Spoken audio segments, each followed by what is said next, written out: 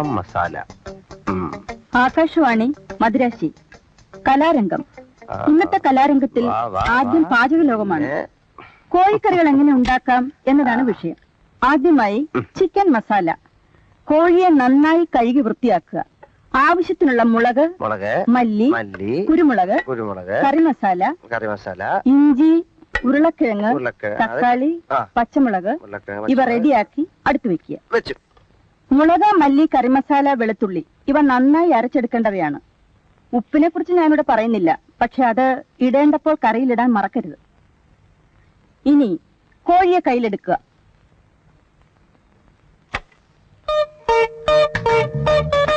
ഇനി മെല്ലെ ശ്വാസം അകത്തേക്ക് വലിക്കുക. കൈകൾ ഇരുവശത്തേക്കും അകത്തുക. ശ്വാസം മെല്ലെ വിട്ടുകൊണ്ട് പൂർവ്വസ്ഥിതിയിലേക്ക് വരിക. എന്നിട്ട് കാലുകൾ ഇരുവശത്തേക്കും അകത്തുക. കഴുത്ത് മുകളിലേക്കും വീണ്ടും താഴേക്കും കൊണ്ടുവരിക. വീണ്ടും പൂർവ്വസ്ഥിതിയിലേക്ക് വരിക. കാലുകൾ രണ്ടും തറയിൽ ഉറപ്പിച്ച് നിവർന്നു നിൽക്കുക. കൈകൾ മുന്നിലേക്കും പിന്നിലേക്കും കറക്കുക. അതുപോലെ തലയും കഴുത്ത് ലൂസാക്കി കറക്കുക.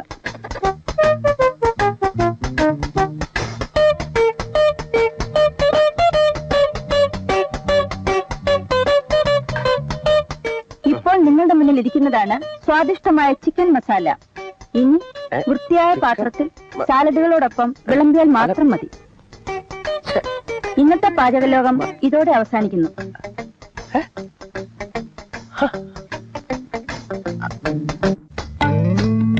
അപരാന്നത്തിന്റെ അനന്ത പഥങ്ങളിൽ ആകാശ നീലിമയിൽ അവൻ നടന്നകന്നു.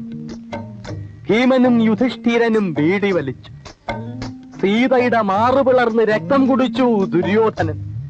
ഗുരുവായൂരപ്പന് ജലദോഷമായിരുന്നു അന്ന്. അമ്പലത്തിന്റെ അകാൽ വിളക്കുകൾ തെളിയുന്ന സന്ധ്യയിൽ അവൾ അവനോട് ചോദിച്ചു, ഇനിയും നീ ഇതുവഴി വരില്ലേ ആനകളെയും തെളിച്ചുകൊണ്ട്? എങ്ങനുണ്ട്? നിന്റെ തലയ്ക്ക് വല്ല അസുഖമുണ്ടോ? ഇല്ല. പിന്നെന്താ അതിന്റെ അർത്ഥം? സാർ ആധുനികമേ പബ്ലിഷ് ചെയ്യൂ എന്ന് പറഞ്ഞതുകൊണ്ട് സ്വപ്പ കഞ്ചാവ് അടിച്ചുകൊണ്ട് എഴുതിയതാ. കഴിഞ്ഞ തവണ പറഞ്ഞ അതേ ബോംബ് കഥ തന്നെ, സ്റ്റൈല് മാറിയപ്പോ ഇങ്ങനെ ആയിപ്പോയി. എടാ മരമണ്ടം കഴുതേ, നിനക്ക് പറ്റിയ പണി എന്താണെന്ന് ഞാൻ പറയാം. ഇതല്ലേ എനിക്കറിയാം, പക്ഷെ അവന്മാർക്ക് ഇപ്പൊ യൂണിയൻ ഉണ്ട്. അതുകൊണ്ട് അതേ സ്റ്റാറ്റസ് ഉള്ള വേറൊരു പണി ഞാൻ നോക്കി. ഒന്നുകിൽ ഒരു എഡിറ്റർ ആകുക, ഇല്ലെങ്കിൽ ഒരു സാഹിത്യകാരനാകുക. അതൊന്നുമല്ല ഞാൻ പറയാൻ വന്നത്. നീ കോമഡി എഴുതണം, മറ്റൊന്നും വേണ്ട. നിനക്ക് പറ്റിയ അബദ്ധങ്ങൾ മാത്രം കുറിച്ചിട്ടാ മതി. അത് തന്നെ ധാരാളം ഉണ്ടല്ലോ. അതെങ്ങനെ ഒരു കഥയാകും? ഇതാ ഒരു നീണ്ട കഥ, നീണ്ട നീണ്ട നീണ്ട കഥ. ഇതാ പിടിച്ചോ, ഇതാ പിടിച്ചോ, ഇതാ പിടിച്ചോ. എന്തോ ഇത്? ഒരു നീണ്ട കഥ. മണ്ണിൽ വിരിഞ്ഞ പൂക്കൾ വാടിയപ്പോൾ by O P Olassa Olassa P O. തിരിച്ചിട്ടാൽ മറിച്ചിട്ടാൽ ഒളശ. ഇത് വായിച്ചാൽ പെണ്ണുങ്ങൾ കരയും, ആണുങ്ങൾക്ക് കലി വരും, കുട്ടികൾ ചിരിക്കും, സിനിമാക്കാർ വായിക്കും, കാശി തന്ന് വാങ്ങിക്കും. എന്താ ഇതിന്റെ കഥ? ഒരച്ഛൻ, ഒരമ്മ, രണ്ട് കൊച്ചു കുഞ്ഞുങ്ങൾ, ഒരു കൊച്ചു കുടുംബം, സംതൃപ്തമായ കുടുംബം. രാത്രി 12 മണി, നിശ്ചലമായ നിശ, എങ്ങും കനത്ത നിശബ്ദത. അതാ ഇരുട്ടിൽ നിന്നും ഒരാൾ പ്രത്യക്ഷപ്പെടുന്നു. പ്രത്യക്ഷപ്പെട്ട് ഒരു ബോംബ്, 2 ബോംബ്, 3 ബോംബ്,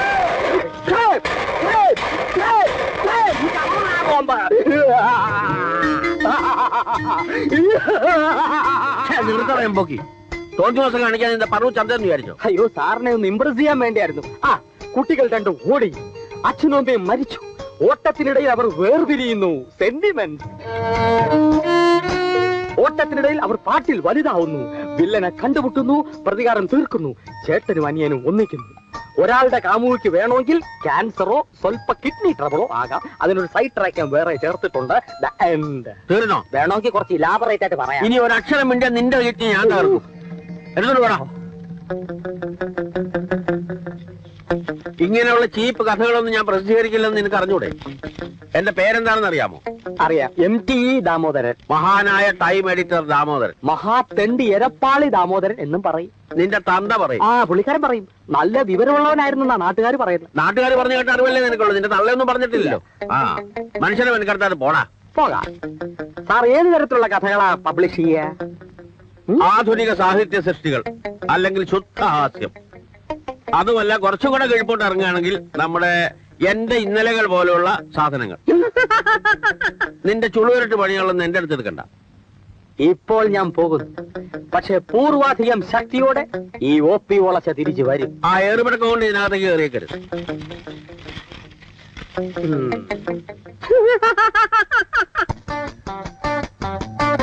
എടാ കഴിവറ മോനെ, നീ ഇവിടെ വാ. ശ്യാമവിടെ അളിയാ, ഞാനേ ഒരു ചെടി നട്ടു. എന്റെ എല്ലാ കഴിവുകളും ഉപയോഗിച്ച് ഞാനതിന് വെള്ളവും വളവും നൽകി. വല്ല പശുക്കളോ ആടുകളോ അത് തിന്നാതിരിക്കാൻ ഞാൻ കണ്ണിൽ എന്നെ ഒഴിച്ച് കാത്തിരുന്നു. എന്റെ ചെടി വളർന്നു, പൂത്തു, കാച്ചു. ഒരു സുപ്രഭാതത്തിൽ ഒരു അലവലാതി വന്ന കാവറിക്കാൻ ശ്രമിച്ചാൽ ഞാൻ വിടണോടാ? വിടലിയാ?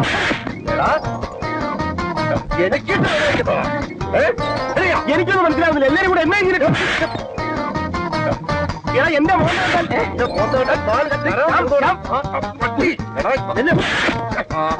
എന്നാ തല്ലെങ്കിൽ തല്ലും.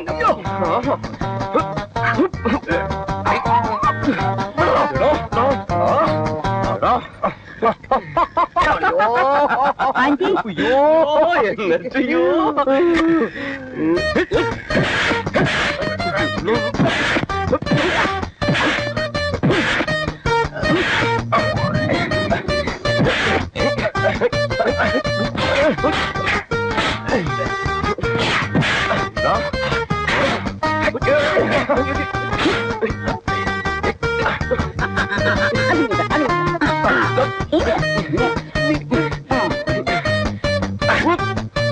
ഞാൻ കൊല്ലൂടാ, കൊല്ലൂടാ.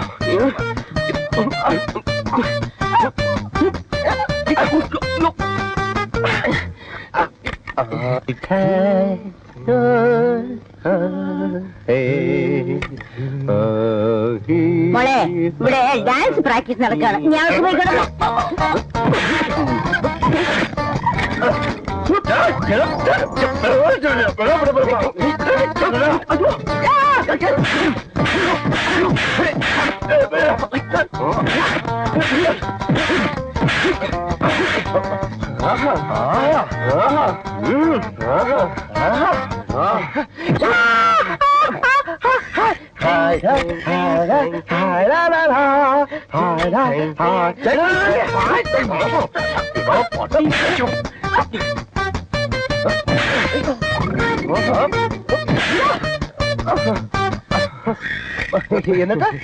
എന്നിട്ട് അവരൊന്ന് ജീവിച്ചു. അയ്യോ, എവിടെ പോകുന്നു?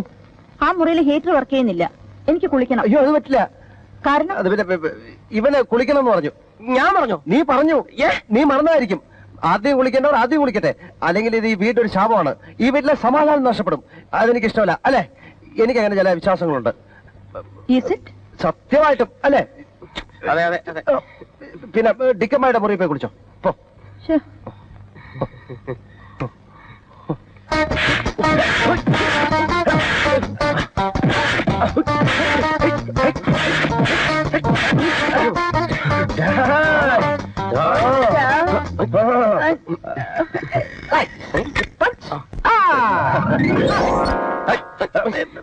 നീ തലക്ക് പോയി.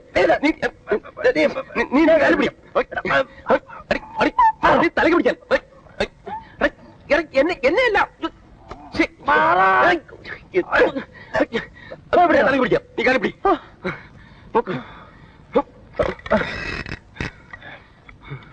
അവിടെ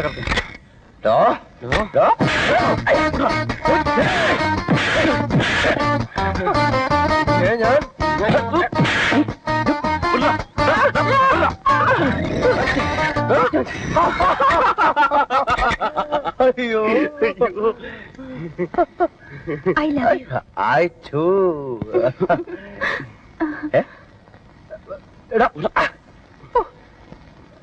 ആ മുറിയിൽ ഫാൻ കറങ്ങുന്നില്ല. ഞാൻ ഈ മുറിയിൽ വന്ന് കിടന്നോളാം. സോറി ലീല, ഈ മുറിക്കകത്ത് ഡിക്കമായി കിടക്കാം. ദേ, എന്നെ വിളിച്ചോ?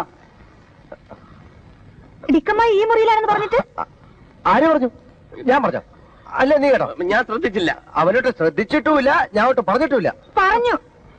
പറഞ്ഞു ചിലപ്പോ ഡിക്കമ്മയ്ക്ക് ഈ മുറി കിടക്കേണ്ടി വരുമെന്ന് പറഞ്ഞു. അതവര് പറഞ്ഞാൽ നമുക്ക് കിടത്താതിരിക്കാൻ പറ്റത്തില്ല. നമ്മുടെ ഡിക്കമ്മയ്യ എലിനയുടെ ചെവിയുടെ കുഴപ്പമായിരിക്കും. ഓക്കെ, ഫാൻ വർക്കിന്നില്ലെങ്കിൽ വേണ്ട. ദേ, കുറച്ച് ഐസ് വാട്ടർ വേണം.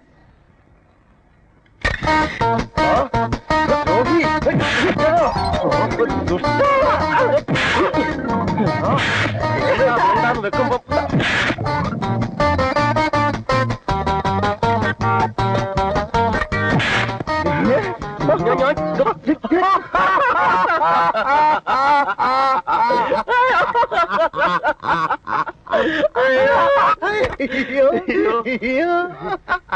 നിങ്ങൾക്ക് എന്ത് പറ്റി? കൊറേ നേരം ആയല്ലോ. കെട്ടിപ്പിടിക്കുന്നു, ഡാൻസ് കളിക്കുന്നു. തലയ്ക്ക് വല്ല അസുഖമുണ്ടോ? ഞങ്ങൾ അങ്ങനെ അല്ല അളയാ. ഓ, മറന്നു.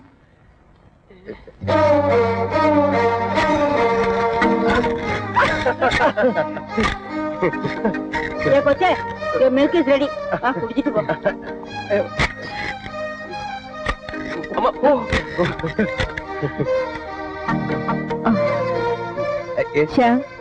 I am sorry. അപ്പോഴത്തെ ദേഷ്യത്തിന് ഞാൻ എന്തൊക്കെയോ പറഞ്ഞുപോയി. ക്ഷമിക്കണം. അയച്ചു.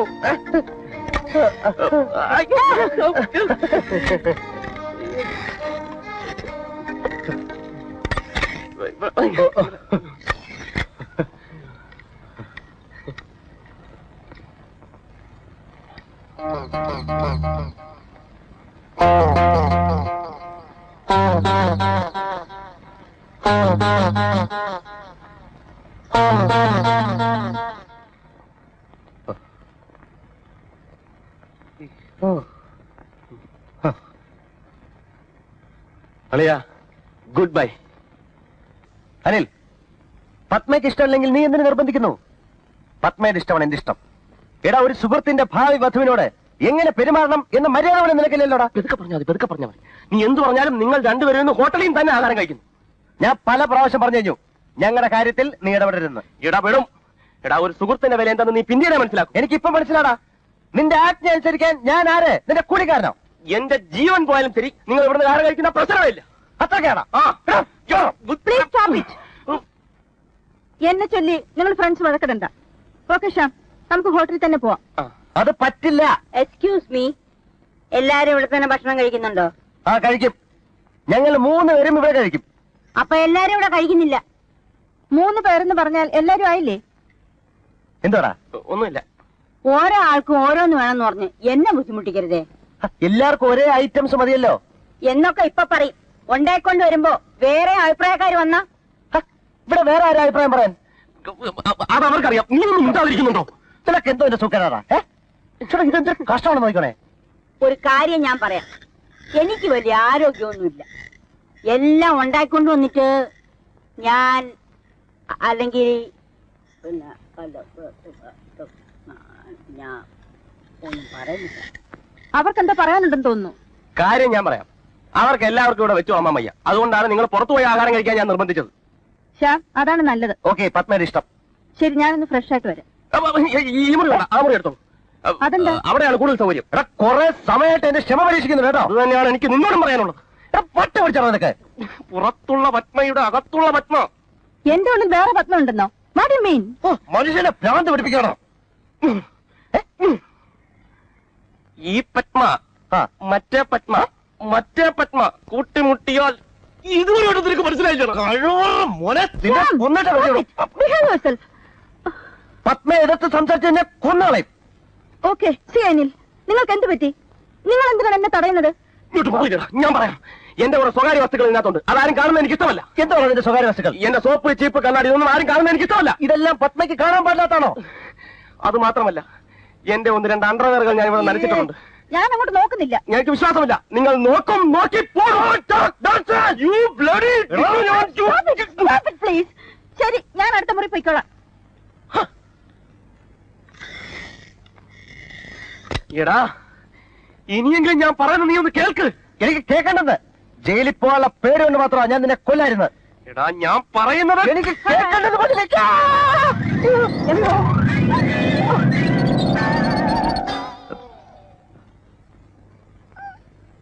What happened?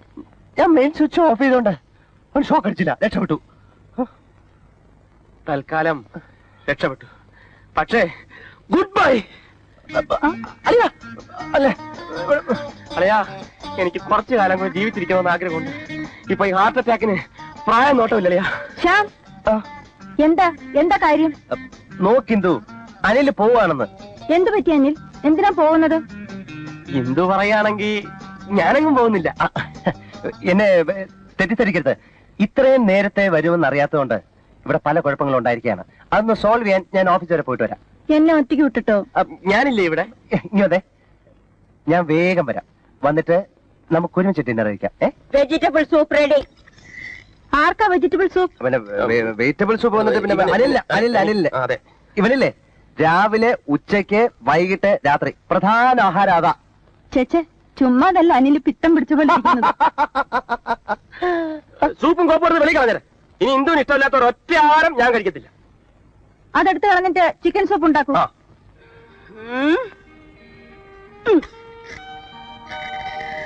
ഓക്കെ, ഞാൻ എന്റെ റെഗുലർ എക്സസൈസ് ചെയ്യട്ടെ. എക്സസൈസ് ചെയ്തിട്ട് വരുമ്പോ ഞാൻ ചിലപ്പോ ഉണ്ടാവില്ല. Don't feel bad about it. Don't be silly.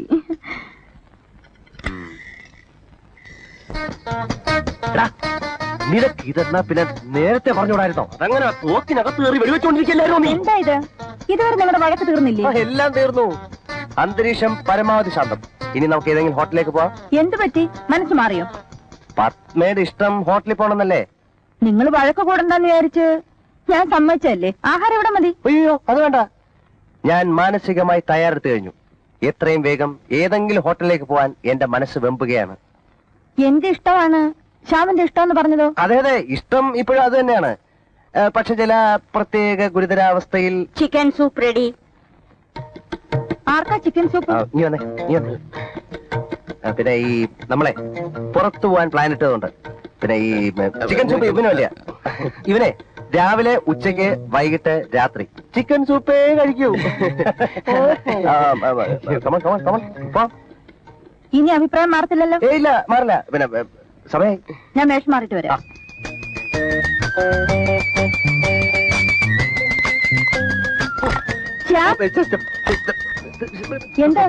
തലവേദന ഭയങ്കര തലവേദന ഇവന്. ആണോ? ആശുപത്രി കൊണ്ടുവരാം.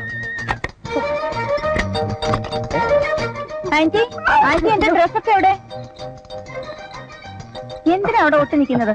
ഞാൻ അകത്തോട്ടൊന്നും കയറാൻ പോണില്ല. Thank you.